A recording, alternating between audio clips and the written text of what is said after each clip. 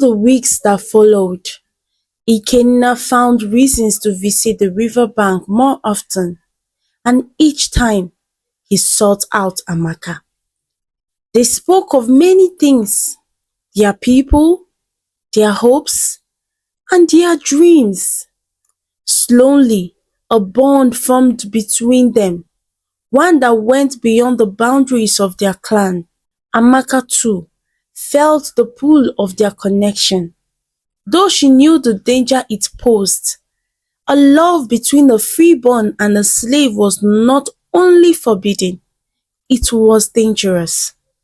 If anyone in the Nwaokik clan found out, the consequences would be severe, not just for her, but for Ikenna as well. Despite the risk, their meetings became more frequent, their conversations more personal. Ikenna began to question the curse that had held their people captive for so long. Why should the sins of the past dictate the future? Why should love be bound by a curse that none of them had a hand in creating? But the more time they spent together, the more dangerous their love became. As whispers began to spread through the kingdom, it became clear that their secret would not stay hidden for long. The first sign of trouble came when Nnamdi, Ikenna's older cousin, began to notice Ikenna's frequent trip to the river. Nnamdi was a man who craved power, one who believed that the division between the Nwaokik and the Amadi was sacred and should never be questioned. He had long desired to rise in power, and he saw Ikenna's growing attachment to Amadi as a threat to his ambitions. One afternoon, as Ikenna returned from yet another visit to the riverbank, Nnamdi cornered him in the palace courtyard. "Ikenna," Nnamdi began, his voice dripping with forced concern, "you've been spending a lot of time away from the compound. The people are starting to talk." Ikenna narrowed his eyes. "Is that so, cousin? And what exactly are they saying?" "They say you've been consulting with a slave girl," Nnamdi spat, his eyes gleaming with malice. "A disgrace to our bloodline. You know what that means, don't you?" Ikenna felt his heart race. He knew Nnamdi was not just trying to warn him, he was threatening him. "I spend my time as I see fit," Ikenna replied coldly, "and I will not have my actions dictated by gossips." Nnamdi smiled, stepping closer. "Be careful, cousin. If the elders hear of this, you may find yourself stripped of more than just your freedom." As the day passed, the bond between Ikenna and Amaka deepened. Their meetings by the river bank more frequent, and with each encounter their feelings grew stronger. But the love came the heavy burden of secrecy. The shadows of the curse loomed over them, a constant reminder of the barriers that stood between them. Amaka, though she had fallen deeply for Ikenna, could not shake the fear that their love would bring ruin upon both of their families. She knew all too well the consequences of defying the laws of the kingdom. The Amadi were bound by the curse to serve the Nwaokik, and any hint of rebellion, even in love, could mean death. "Ikenna, we cannot continue like this," Amaka whispered one evening as they sat by the riverbank, their hands intertwined. The moonlight danced on the water, casting long shadows around them. Ikenna looked at her, his heart heavy. "Amaka, I would give up everything to be with you.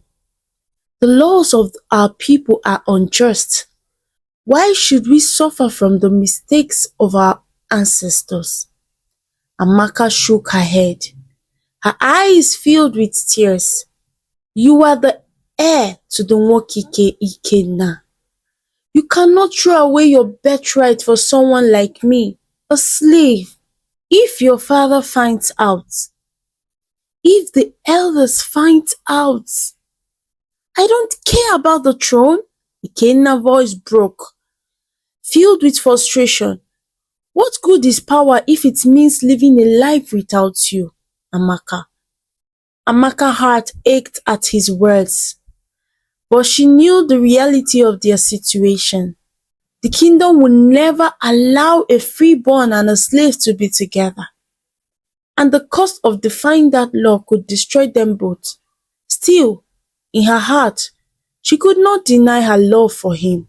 Meanwhile, Nnamdi's suspicions continued to grow. He watched Ikenna closely, waiting for the moment when he could expose his cousin's secret and ruin him.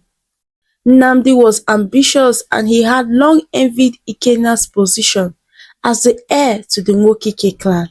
If Ikenna fell from grace, Nnamdi knew he could rise to power in his place.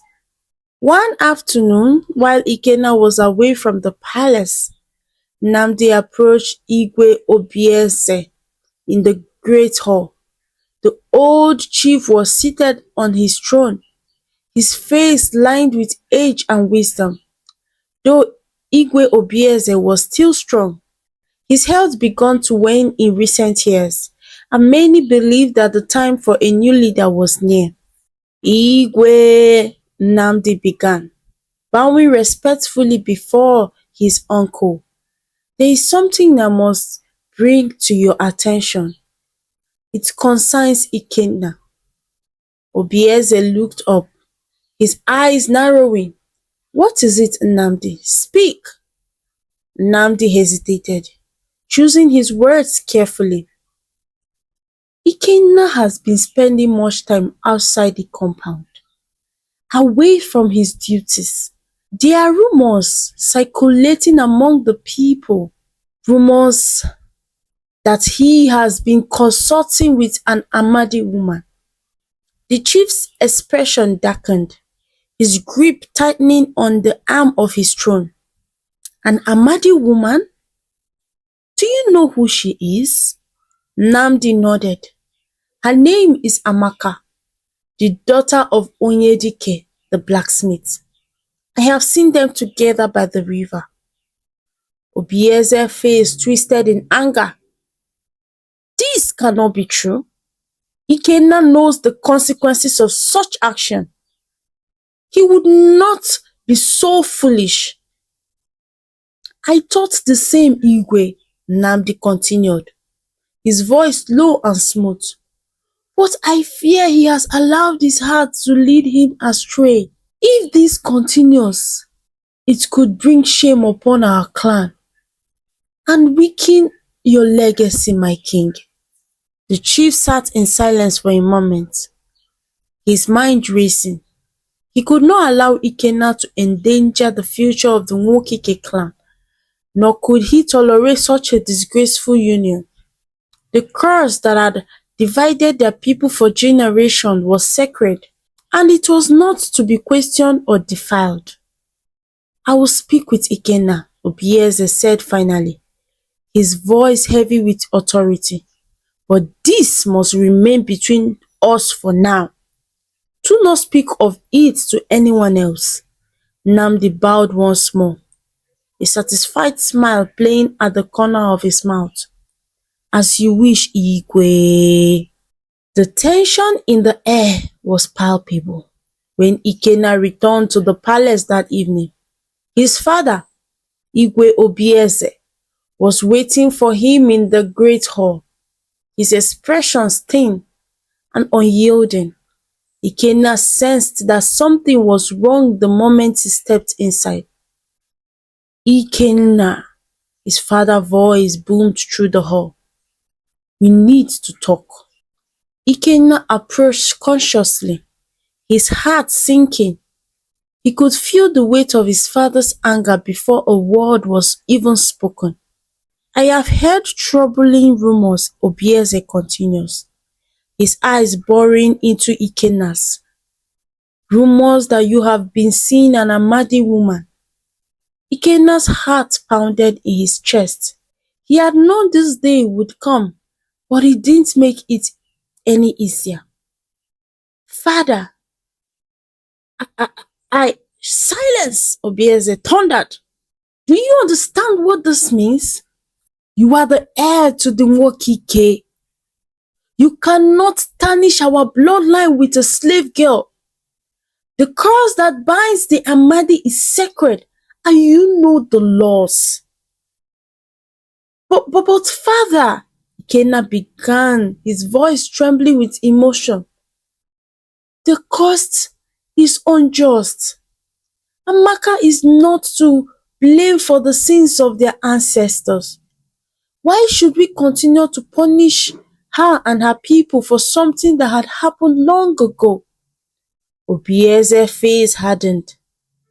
Because it is the will of the gods. We are bound by tradition. Ikena, you will not question it. Ikena clenched his fists, fighting back the frustration that threatened to overwhelm him. What kind of tradition condemns love? What kind of law forces us to live in hatred and division?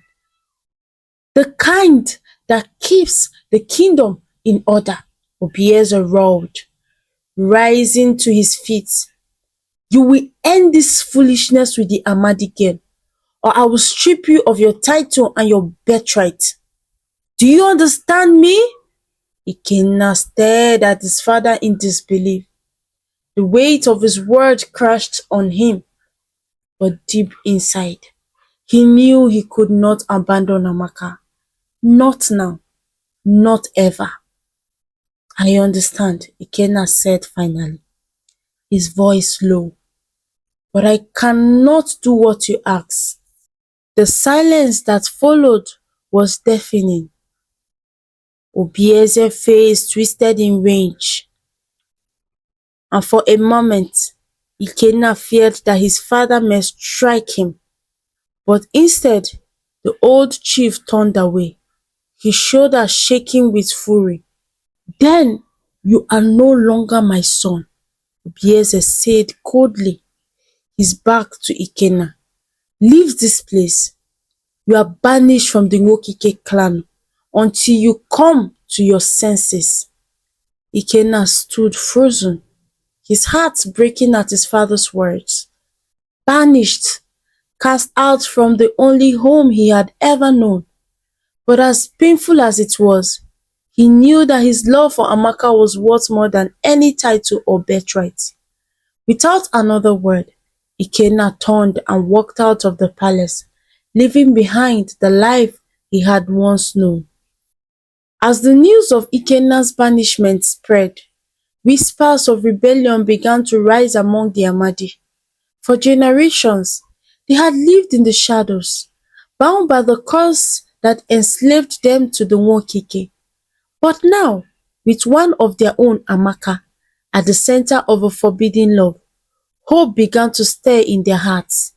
Led by Amaka's father, Onyedike, the Amadi began to secretly gather, planning for a day when they would no longer be slaves to the freeborn. They knew that the road to freedom would be long and dangerous, but they could no longer bear the weight of the curse. Amaka, though torn by the consequences of her love for Ikena, felt a sense of pride in her people's courage. She had never imagined that her love would ignite a flame of rebellion, but now it had.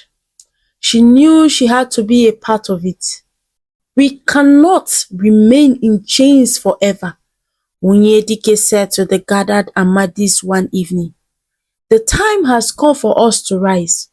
The curse may have bound us for generations, but is no longer stronger than our will. We will fight for our freedom, for our children, and for our future. Amaka stood behind her father, her heart filled with both fear and determination. She knew that the path ahead would be dangerous, but she also knew that she could no longer live in a world where love and freedom were forbidden. With Ikenna banished and the Amadi preparing for rebellion, Amaka and Ikenna knew that their time together was running out. They could not stay in Umunna, where their love was forbidden, nor could they watch as their people were torn apart by war. One evening, under the cover of darkness, Ikenna met Amaka by the riverbank, where their love has first blossomed.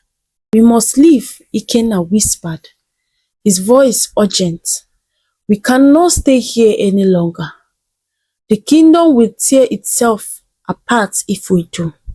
Amaka's heart raced. "But where will we go?